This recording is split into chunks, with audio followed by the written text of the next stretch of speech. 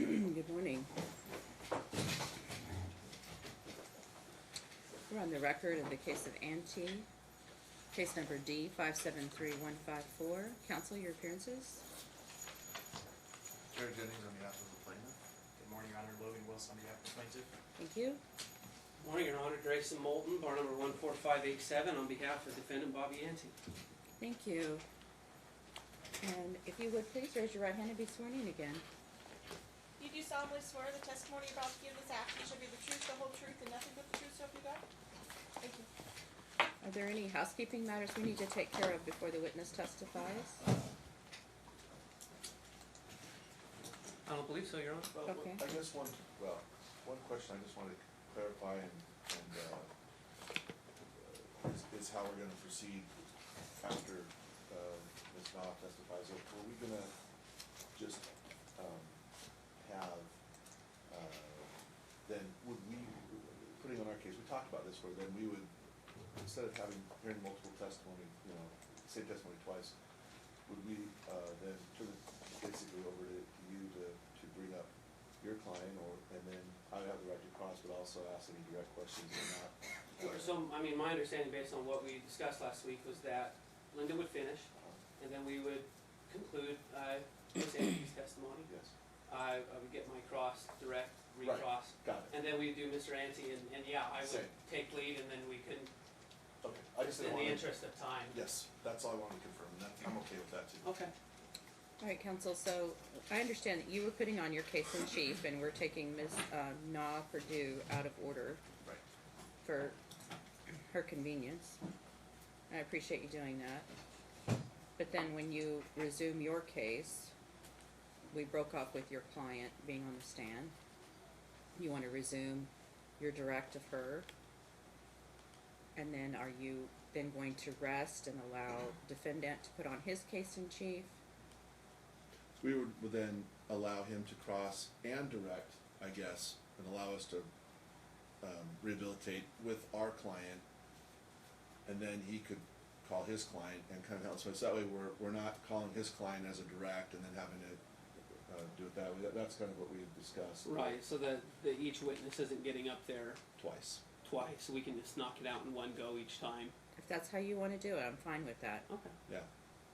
But the formality is that, you rest, and then any motions can be made orally, as I don't have any written motions, and then you start your case in chief. So that's why I'm asking, because I had a motion for summary judgment that I denied. I just want to make sure that you're not asking for a judgment on the pleadings again after plaintiff rests. So, Not our intention, Your Honor.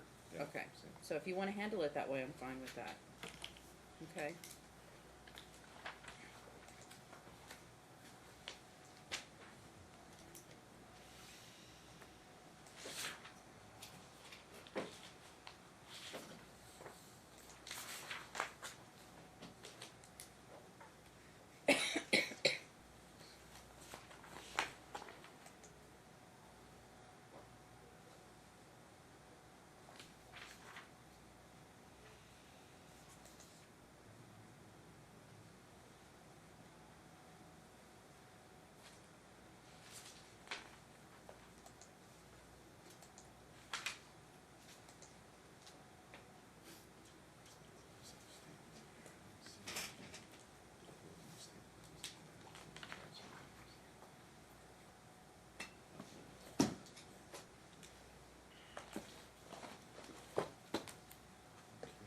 Ready then? Ms. Knopf, so just a reminder that you're still under oath, as you know. I believe, just to kind of go back to where we had finished, we were talking about the point in time when the parties were anticipating closing in the middle of January, and they were told that the documents were not, I guess, ready to go out, or there was some delay, and so they weren't going to be closing on January 15th, I believe, is where we kind of were leaving off. Yes. And in my questioning, I asked you if there was, at that time, I guess you had stated that there were a couple documents that had gone out to the parties. I believe you said there's a closing disclosure that goes out, and then there's one, if I recall, you stated there's one closing disclosure that goes out, and that went out before January 15th. Is that correct? That that was sent to the parties. Yes. Okay. And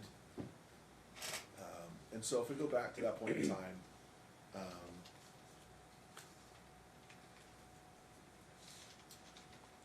if you recall, what was the reason why, again, that the closing disclosure went out before the 15th, as you testified, and then the parties could not close?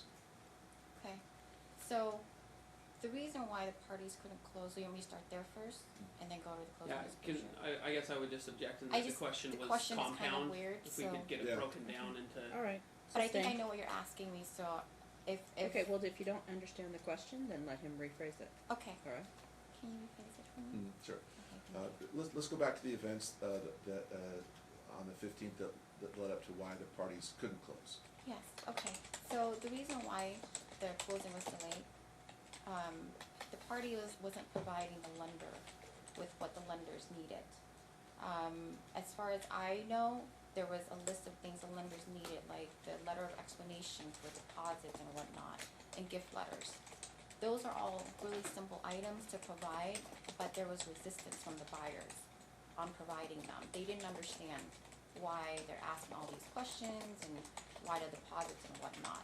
This is all when I stepped in. And I had to explain it to them what we needed, what they needed, the lenders needed, to provide them signing docs. Okay. Did you facilitate that with the docs from the lender to get them to the Yep. borrowers? So I got in touch with the lender to find out what was going on, and the lender explained it to me, I explained it to them, and I was basically the middleman to help get these docs to the lender. Because they were saying, there were things that were said that we sent that to them already, the lenders didn't get it. That was the bottom line, is that, hey, they're asking for it again, let's get it to them again, and that's what I was doing. So they actually had submitted these items, and you're saying that the lenders just didn't get them, but they submitted them? Is that Well, what? this is what the buyers were telling me. Okay. And the bottom line is, the lender was saying they don't have these items. And I was trying to get these items so we can get them closed. Okay. Okay. And so, did you receive the gift letters and the letter of explanation for the deposits yourself, and then give them to the parties to sign, and then give them back to the lender? Is that what happened? I believe so. Objection, Your Honor, the I- question's compound. Sustained. Remember the rules, that if there's an objection, you need to stop talking and let me address the attorneys, okay? And I sustain the objection, so counsel, please rephrase the question. Okay. Did you receive the gift letters and letters of explanation directly from the lender, Yes, I believe so. and then you provided those items to the parties to execute, That's correct. and then they provided them back to you, and you, Not all of them, I'm trying to recall this, but some they did provide back to me and I sent it to the lender, yes. Like the final gift letter that Lindsay had to sign for them to get docs to title, she sent that to me via text. And so I just sent the picture to the lender. and then also at this time, which would have been prior to January 15th, the closing disclosure was provided to the parties also. Is that correct? Can you rephrase that? The closing disclosure Yes. was provided to the parties prior to this time as well, the January 15th? That's what I was told, yes. Okay. I don't provide the closing disclosure, that is more of the lender. I never provide the closing disclosure. The only time I provided a closing disclosure is because when I spoke with Lindsay on January 15th, she demanded a copy of that, the underwriter's info, and whatnot, and that's when I forwarded from the lender to her. So, you did not provide the closing disclosure, but to your information and knowledge and belief, was the closing disclosure provided to Lindsay and the borrower The closing at that time? Oh, sorry about that. The closing disclosure is provided from the lender to the borrower, which is Bobby. And upon your information and belief, was that document provided to Bobby and Lindsay at that time? I couldn't answer that for you. I'm not the lender, I didn't send it. Okay. Well, if we could turn to, in the small binder, it would be tab R, and it is exhibit ANT 000904. This binder, I believe that is that, yes, or, the one that has the letters on the tabs. okay, so I'm in R. R, And, the very first page there, it's okay, exhibit 904, ANT 904. okay.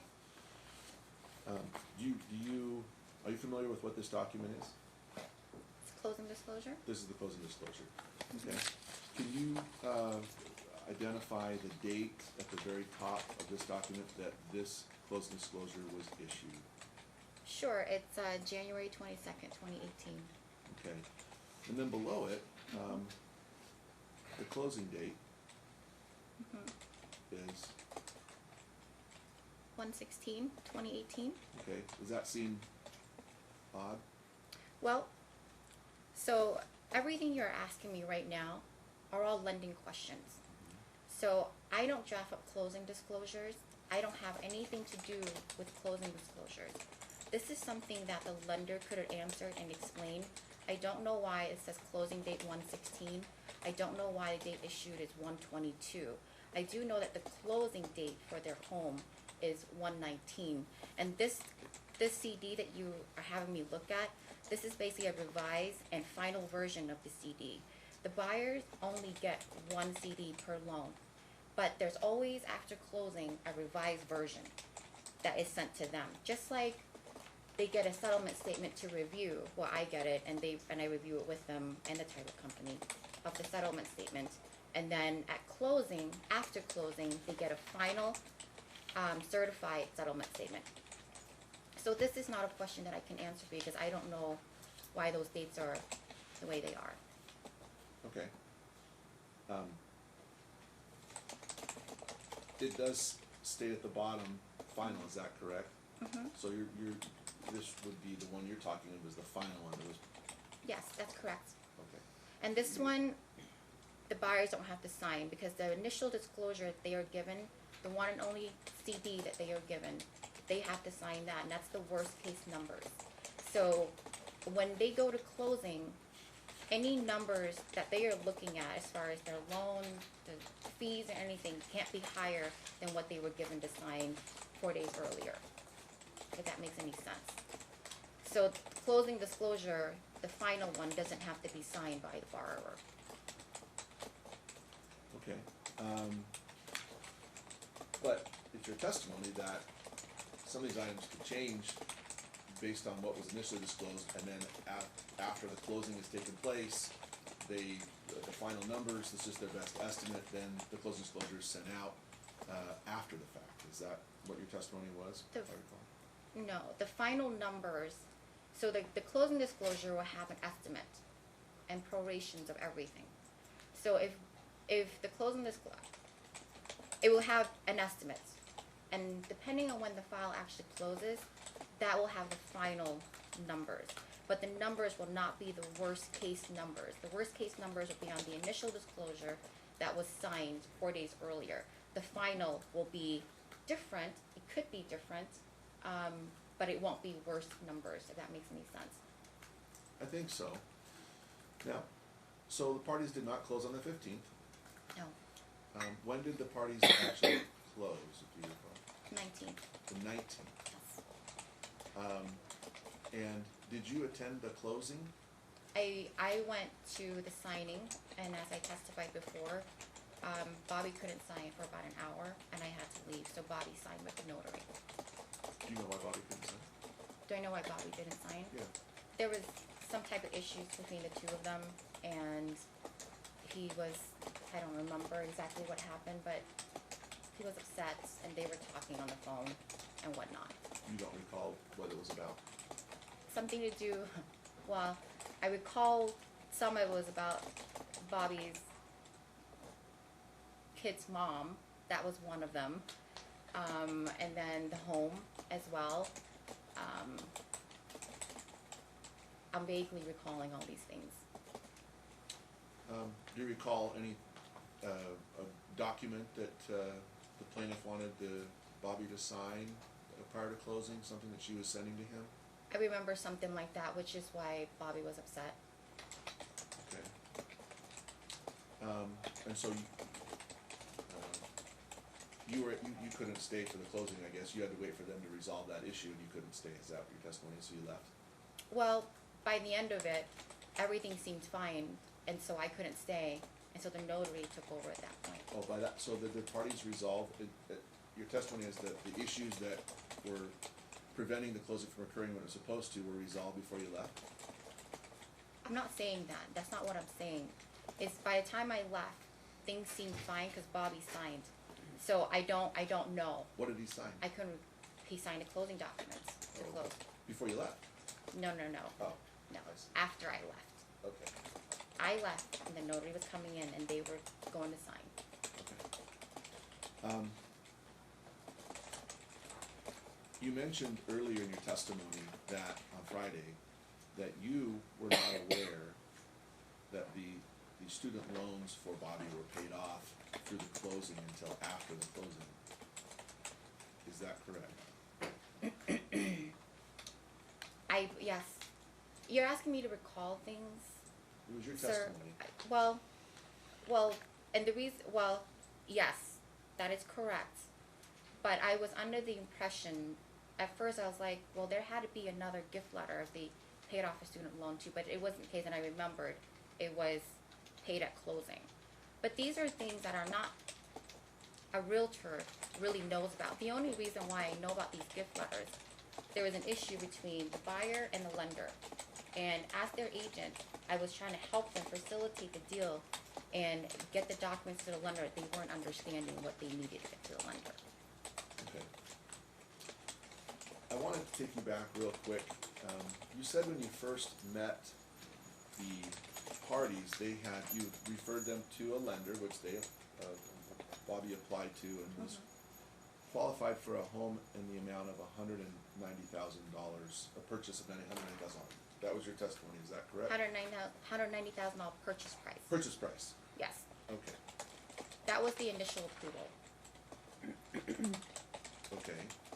I wanted to, have you turn in the same binder to Exhibit AA?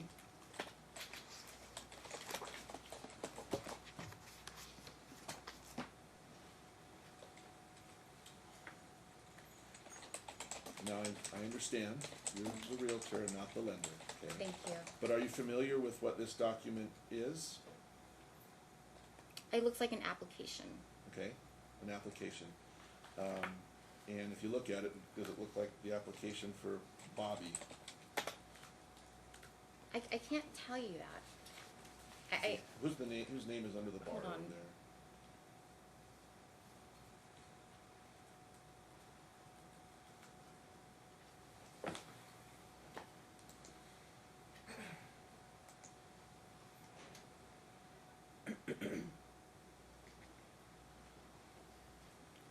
Why am I not seeing the borrower's name on It's here? about midway down under borrower information, section 3. Are you on I am page number on- 935? I'm sorry, I'm looking at BB. Oh yeah, let's go to AA, that's great.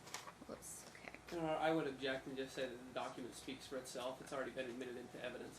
Yeah, Just wanna, this is apparently the first time that the witness has seen this document. I just would like to confirm that the witness understands what this document is and who it's for. I understand, but the document wasn't produced, through the witness. The document was produced through other means. So this is literally the first time that the witness is seeing this document. And so I don't know what relevance, what relevant information, she would have to opine about it. Well, I'd ask my question. Ask your question. I need to first build a foundation here for the document before I can ask my question. Are you on AA? I am. Now I see it, yes. Okay. And if you turn to page, on the bottom, 938, the ANG 938, Okay. and you look up to the signature block where there's a signature which I'm going to report to be the borrower, the date on that is, what date do you see there? 12/13. Okay, and let's go back to the front page. Sure. And what do you see the loan amount to be there in the very top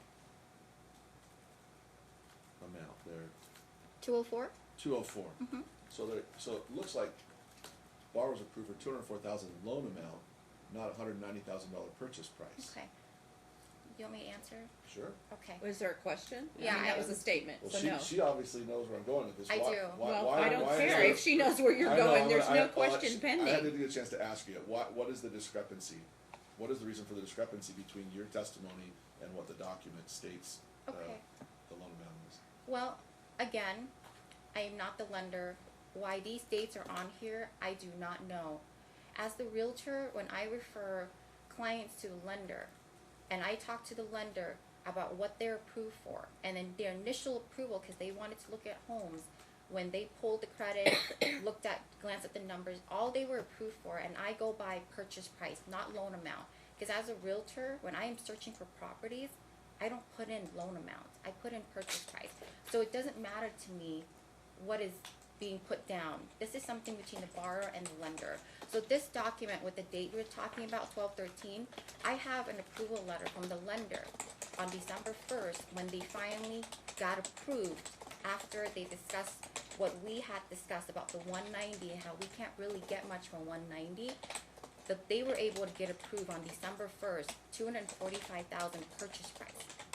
So what's on their loan application, and I have seen this before, because we just purchased our home, right? And so I know what this is exactly. I don't know why the dates are as they are. That will be a lender question. Okay, well, obviously, the lender's not here, but you did state earlier in testimony that you have quite a bit of knowledge about lending and escrow to help the borrowers as they go through the process. And you also were integral in working with these borrowers in this transaction and helping them find a home and explain to them the process. And again, reiterating your testimony, you said that when the closing date didn't occur, you stepped in to help explain what is going on to the borrowers, why they are not closing. So you are a pivotal, integral person in this process, even if Absolutely. you're not producing these documents. Absolutely. Okay, so that's why I'm asking your testimony for your testimony regarding these incidences and occurrences. I want you to now turn to BB, which is the next document over. BB. Yes. And this document, you're familiar with, again, this document, what this document is, I think so. and the name for this, the borrower here, I just see a signature. okay. You turn to the last page,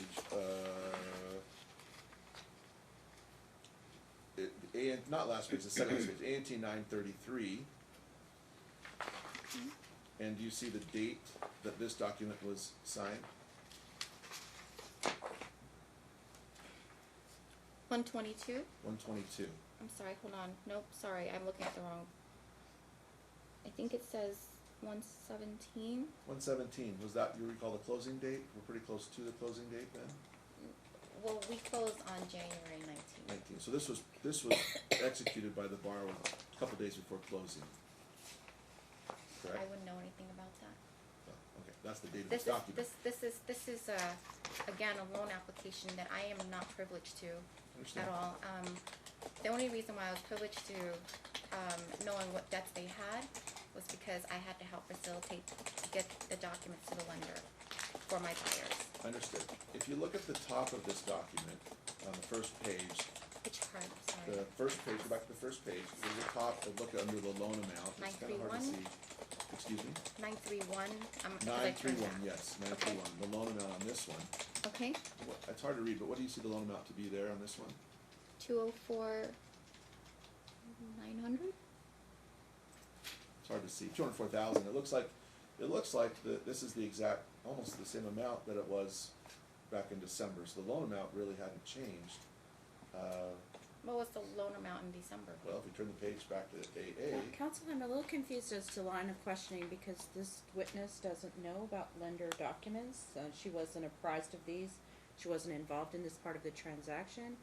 So are you Well, seeking her I- expertise as a realtor because this is out of her area? it's not, I don't believe it is, Your Honor, because she was involved in the transaction to the point where she was explaining this whole process to the borrowers. She was the kind of the go-between the lender and the borrowers and helping them understand the process. She stated in her testimony that they were approved for 190.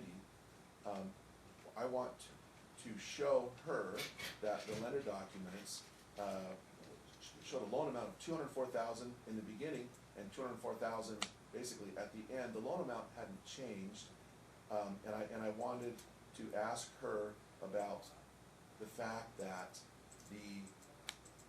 they were told they had to increase the purchase price to buy something more, yet the loan amount didn't change. That was her testimony earlier, and I just wanted to clarify that with her. She said that they had to buy a more expensive home to get what they wanted, which you would expect then the loan amount to be potentially different, or to at least address that. The loan amount was the exact same, and that's all I wanted to have her state, is based on her knowledge of the transaction at that time, what happened, because they had to increase the price, she was told we need to go more. That is why, that's all I'm trying to clarify. What I would state, Your Honor, is that that's a misstatement of her testimony, is that she initially testified that when she first met with the borrowers, and when she first spoke with the lender, which was the end of November 17 and the beginning of December 18, she stated that the purchase price was what it was given to her. Steps were then taken, and I guess what I'm saying, because I don't want to jump into what other witnesses are going to say, but it's a misstatement of her testimony to say at the beginning the lender approved them for $204,000, because her testimony's already established, as well as the plaintiff's, that December 13th was not the beginning of this process. You know, I have detailed notes about her testimony. I do think that was somewhat of a mischaracterization of her testimony, but I don't think it's helpful for her to go through these documents, since they're lender documents. Okay. Well, yeah, I understand. So, I guess we will continue on with looking at these documents. You stated that the borrowers then wanted to buy something that was a little bit nicer and had to increase the purchase price to allow them to be able to do that early in your testimony. And so, strike that. Once the Lindsay had found out that they were not closing on the 15th, you stated earlier that you did receive a text message from her that stated she wanted to cancel the transaction. Is that correct? That's correct. We spoke on the phone, she wanted to cancel, and then there was a text as well. And then so I responded, from our conversation with what she requested, I said that I sent that over and I will be drafting the cancellation. Bobby came in and said, if we don't close by this day, then we'll cancel. Right. So this is all in a group message. And then you did not hear from the plaintiff, I guess, until much later after the closing, months and months later. Is that correct? No, I actually heard from her. I believe it was the very next day because we still needed a final document from Lindsay. So Lindsay sent that to me through text message. Okay, So I think it was the day after. but she sent you a document. She sent me the gift letter signed because that was the document that was needed still. And then when was the next time that you heard from Lindsay? It was in June when she accused me of purchasing a home with Bobby without her knowledge or something along those lines. Okay. And from that point in time, I guess you stated earlier as well that there was litigation that's now taking place because of the transaction and interactions you had with Lindsay and Bobby, is that correct? Objection, Your Honor, misstates testimony. Her testimony was that the suit was brought about because she had been accused of forgery and fraud, not because of the transaction itself. It's a defamation claim Somewhere. based on statements made by the plaintiff, not the transaction itself. Counsel, can you rephrase the question, please? Is there litigation now that is resulted from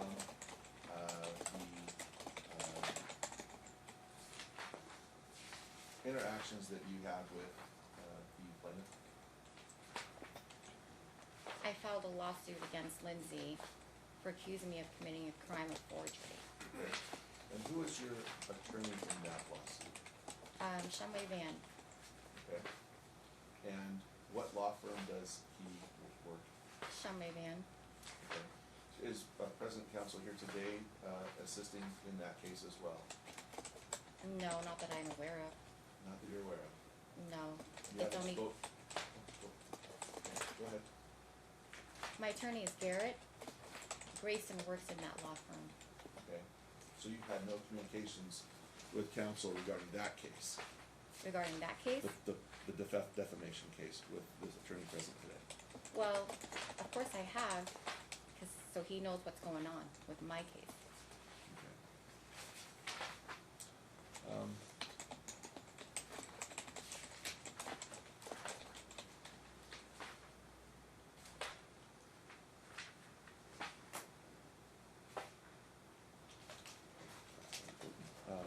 So, okay. One moment.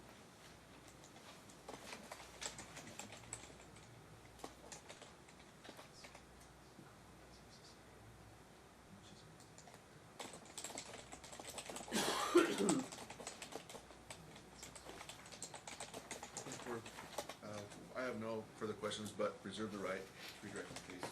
Counsel brings up something that Thank you, Counsel.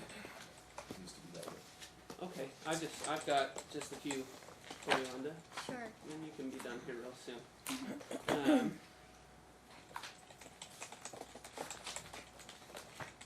just a sec.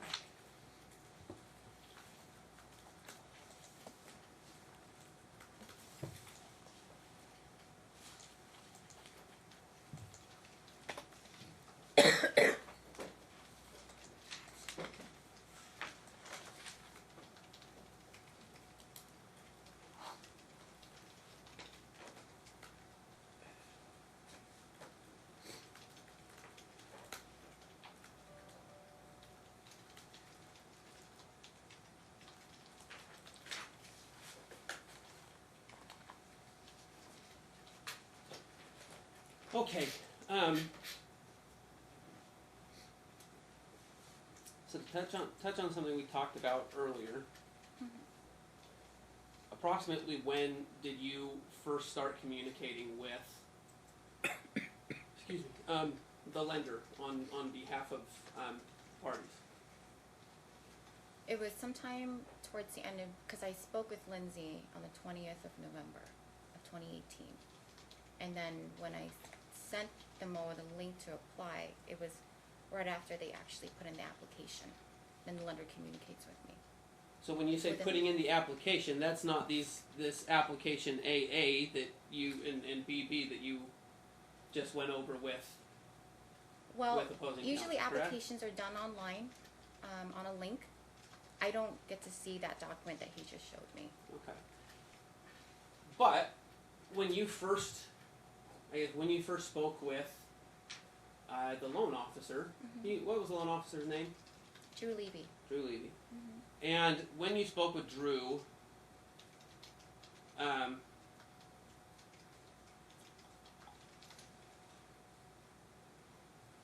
did he give you the loan amount or the purchase price? It's always the purchase price. We don't communicate based on loan amounts. He just says, based on what he sees, this is the purchase price this is what they can buy. And to your knowledge, did the parties take any action after that time that might have affected the number they qualified for? Well, yes, because I mean, at that time, 190, there wasn't much we could get for them in the parts of town that they want. And so when I met with them, we discussed what myself and the lender had discussed. I remember there was some debts that had to be taken care of. I don't ask for details because it's not something I want to know about my clients. It's between them and the lender. So we discussed it and we talked about, would you guys be able to come in with more money if you had to, etc. Things like that along those lines. And so sometime after this late November, early December period, the purchase price in which you were looking for homes for the parties increased. To 245, yes. Okay.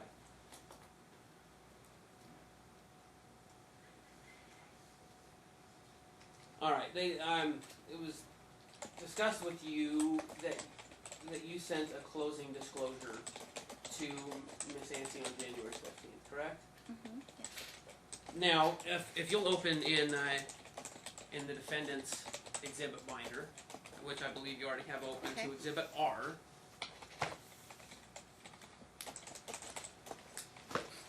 Now that's the closing disclosure. That's the final closing disclosure, correct? That's correct. And can you read the date issued up there? 122. Okay. And when did you send your email to Miss Ante with the closing disclosure that you sent? January 15th. So the closing disclosure, or the version of it that you sent on January 15th, could not be this document, correct? No, because this is the final. So these are all the final numbers. Because I see here cash to close is $63.67, and that's not. Okay. So the document that you sent to Miss Ante was in fact an unfinished, or I guess a non-finalized version of this document.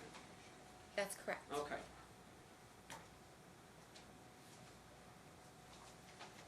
And I wanted to clarify something you said, going to Exhibit AA. Okay. You stated in your testimony that you had seen this document before because you had recently gone through a purchase process for a house with your husband, correct? Yes. When you were speaking, were you stating that you had seen this exact document before, or a loan application like it? A loan application. They all look the same. I mean, we have the same document that my husband had to complete. But it was a separate document from this. It was That's your correct. own deal. That's correct. Okay.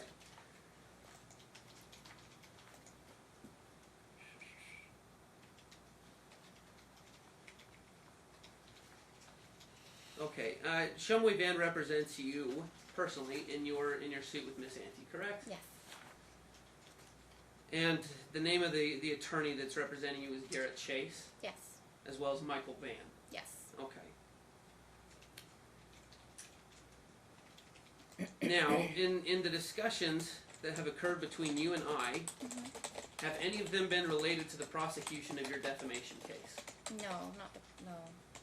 Did I advise you at all on your, in your NRED, I guess suit's not the right word, but the complaint that was filed by Lindsay against you with the Nevada Real Estate Division?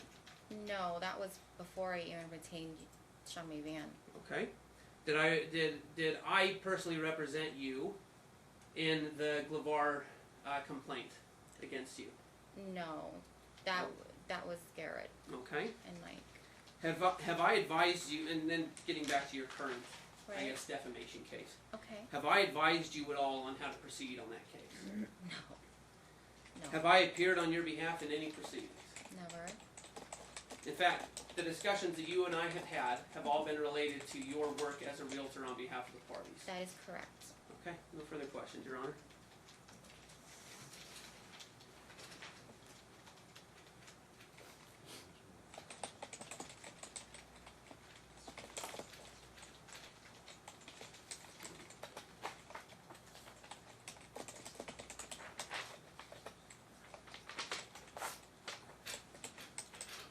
Your Honor, I believe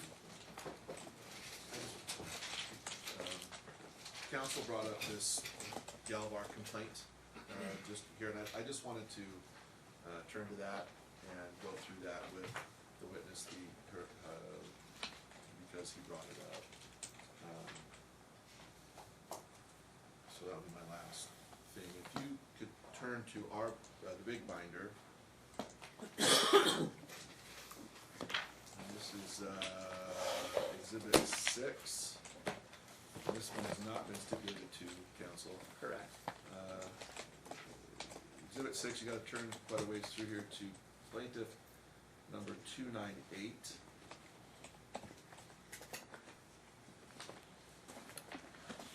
Okay. In this document,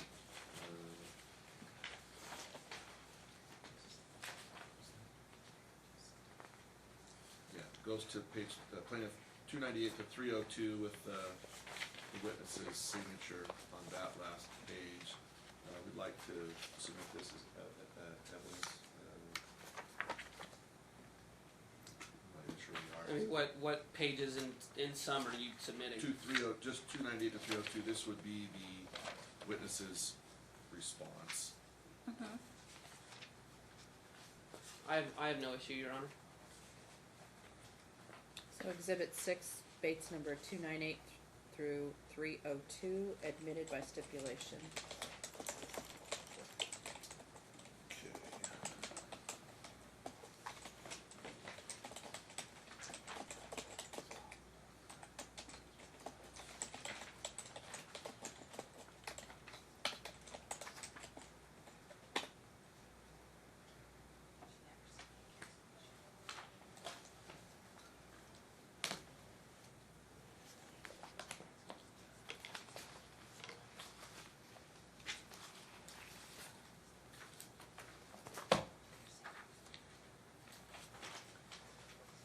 Okay.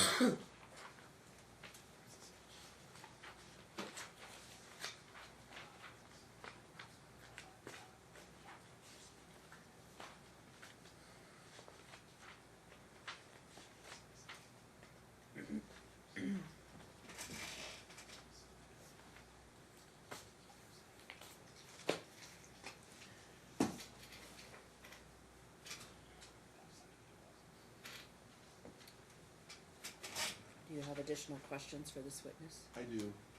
Just one moment.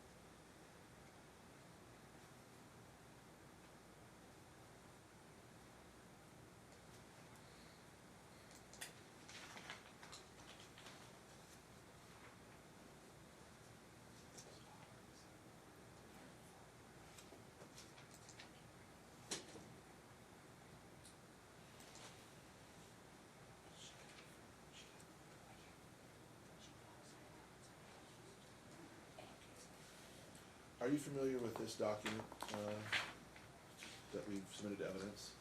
Yes. And what is this document? It's my response to the real estate division. Okay.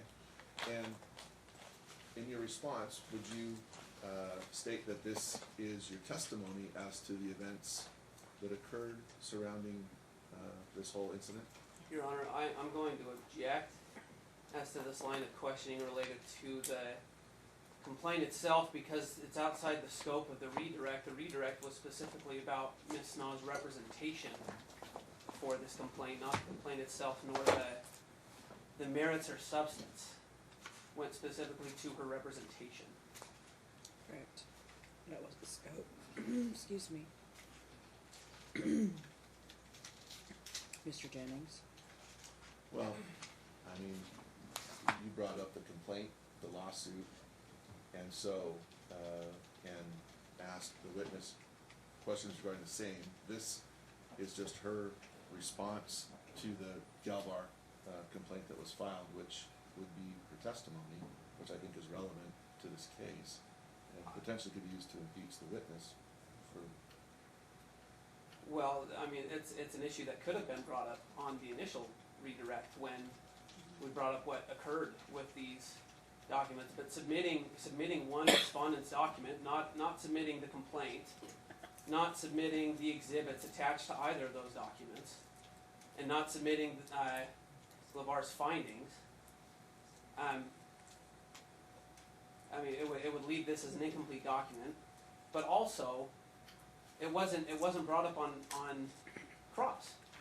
Sustained. Redirect was just specifically about her representation. Objection is sustained.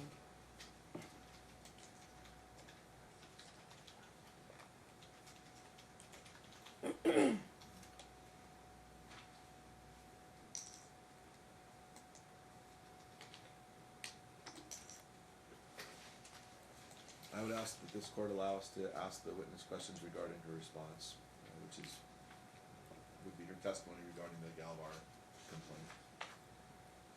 The objection was sustained. Okay. The document is in evidence, the court can review it. Okay. Then we have no further questions. Okay, you can step down. Is this witness subject to being recalled? I have no intention of recalling her, Your Honor. Are there any other witnesses other than the parties to this action? I mean, not that we have subpoenaed.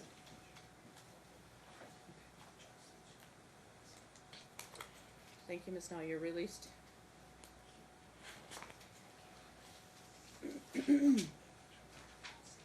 How do you wish to proceed, Mr. Jennings? We'd like to recall the plaintiff. Yeah, and continue, our, we were Okay, all right, so a new day, we'll have her sworn in again?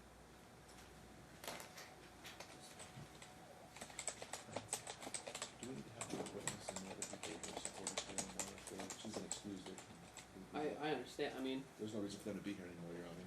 their emotional support for the defendant as The well. gallery is full of people, and the witness was released. It's not a closed hearing.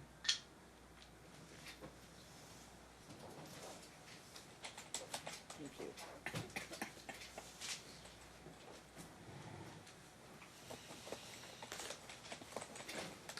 Read your hand, please.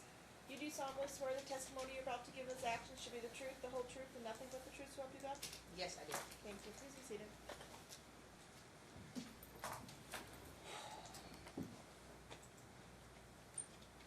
Good morning, Lindsay. I know it's been several days since you last testified. I'd like to clarify some initial matters. And you had previously testified that you had sent Bobby a document that you had prepared that was titled a letter of agreement. Is that correct? Yes, I did. And I'd like you to turn to the big binder, plaintiff's exhibits, and turn to within exhibit 6, base number DLTF 108 through 110.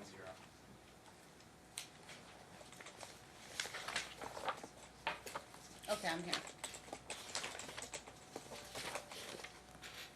And you had stated that you had prepared this document, is this correct? Yes, I did. And you had testified that you emailed Bobby a copy of this document, is that correct? Yes, through my job forum program, I sent it to him And do you recall the date you sent it to him?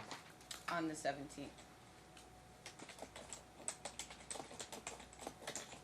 Turning to page 110. Is this your signature? signature, or did you physically sign it? I signed it once it was sent back to me, saying accepted and agreed. And did Bob email you back this copy? Yes, he did. And when it states accepted and agreed January 17, 2018, did you understand that to mean that he had signed this document? Yes, from my understanding through Form Swift, it was now signed. So why wouldn't his signature be present on the signature line? I'm not sure. It was Form Swift was the first time I used this program. I thought I was protecting myself. It said signed and agreed. He also called me upset about it, discussed that he did not want to sign it, and he just still signed it, and he knew exactly what it was. So he had called you and told you that he had signed the letter of agreement that he had then sent back to you. Yes.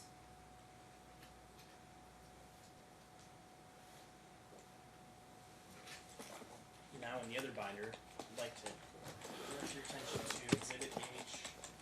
The base number is PL type 337 I'm here. and 339. And how did you obtain this document? Through my legal counsel. Looking at case number PLTF 339, why would it say accepted and agreed upon, but no date in a period?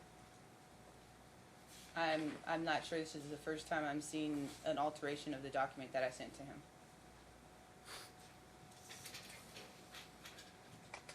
Is this document one that you received from Bobby via email on January 17th? No. Did you only receive this document during the pending divorce? Yes. Do you believe that it was your intent to receive $75,000 prior to any other property distribution in the event of divorce? Yes, the purpose of the letter was to show that those were not gifts. Do you believe that it was Bobby's intent for you to receive $75,000 prior to any other property distribution in the event of divorce? Yes. Do you have any student loans? Yes, I do. Do you know what the approximate current balance is on those student loans? About 80,000. And in approximately December of 2017, do you know what the current balance of those student loans were? For mine, Yes. still 80,000. So since December of 2017 to present, they haven't changed much other than the accruing interest. Accruing interest.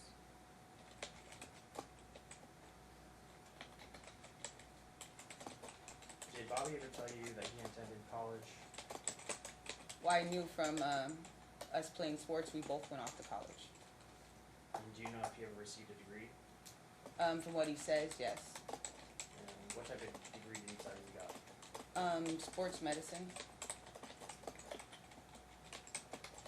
Did he ever tell you he had any student loans? He did. Did he tell you the amount of those student loans? No. I didn't hear your question, I'm sorry. Did he tell you the amount of the student The loans? amount, okay, thank you. No, he never told me an amount. So at the time you were married to Bobby, you were aware they get student loans, but you didn't know the amount of the student loans. That's correct. And when did you discover the amount of his student loans? Not until I found the closing disclosure almost a year after is when I find out how much he owed in student loans. And how much did he owe in student loans? 8,000 and some more. Were you ever told that you have to execute any deed to close the purchase of the property? No, the only deed I ever said I would sign was the title to the home. The deed of the home. I was never ever told it would be quit claim. And on this deed, you believe you were supposed to sign, would you be entitled? Yes, that was my only agreement with retaining Linda, that we would both be untitled as a married couple. Did you ever review the closing documents prior to the close of the property? No. And on January 15th, that's the date that you informed Linda, now your real estate agent, that you wanted to cancel the property. That's correct. And do you recall, were you in the state of Nevada at that time? On the 15th, I was in the state of Nevada. I was supposed to be flying to Washington and missed my flight. Did you ever end up going to Washington? Yes, I rescheduled it and I went on the 16th.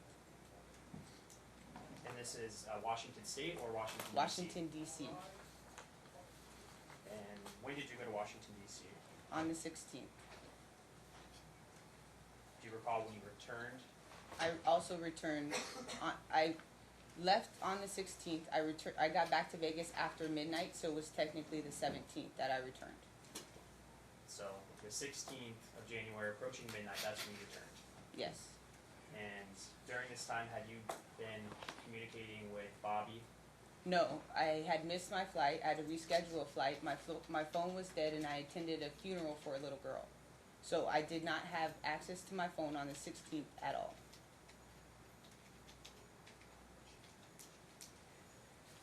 And when did you regain access to your phone? On the 17th when I returned. And did you notice various text messages between Linda and Bobby in the group thread?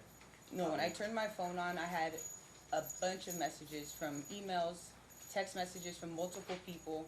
I did not review every single one once I turned my phone on. When you turned your phone on, did you see any communications between Bobby and Linda regarding you signing any type of document or deed? No, and I didn't even look because I canceled the sale of the house.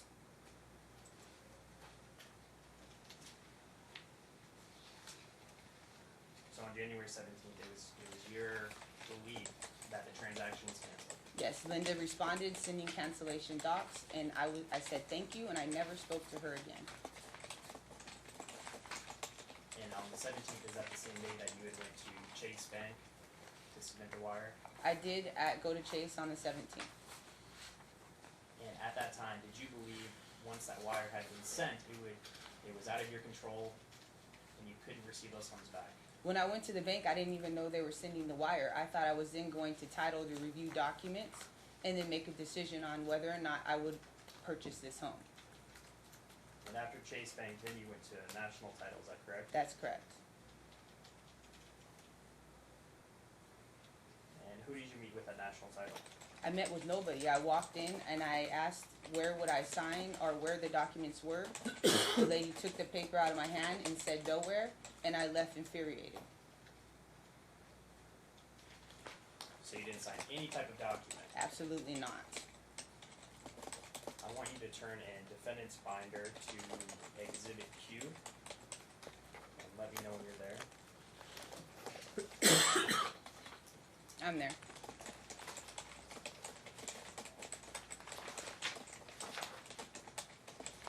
Do you recognize this document? No. On this document, this document is titled Grant Bargain and Sale Deed. It states that for valuable consideration, the receipt of which is hereby acknowledged, Lindsay Latari, spouse of grantee, does hereby grant, bargain, sell, and convey to Bobby D. Ante, a married man, as his sole and separate property. And I absolutely never signed this, never saw it, and never ever agreed to it. So turning the page to ANT 878.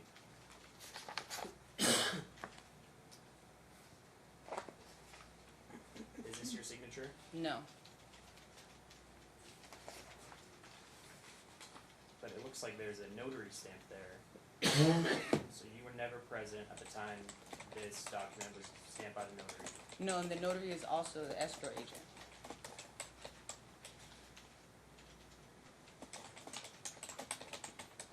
Is there any pending lawsuit regarding this document? Yes, I have filed suit against Linda as well as Nikki Bott and National Title Company. So after you and Bobby were married, did you legally change your name to Lindsay Ante? Yes, I did.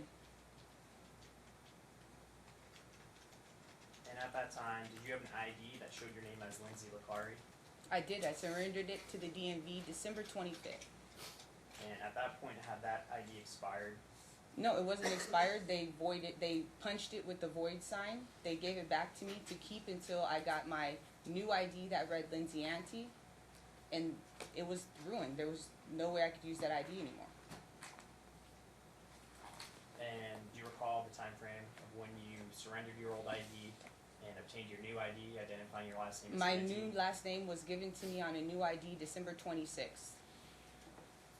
I'd like you to turn to, in the other binder, It is going to be case number PLTF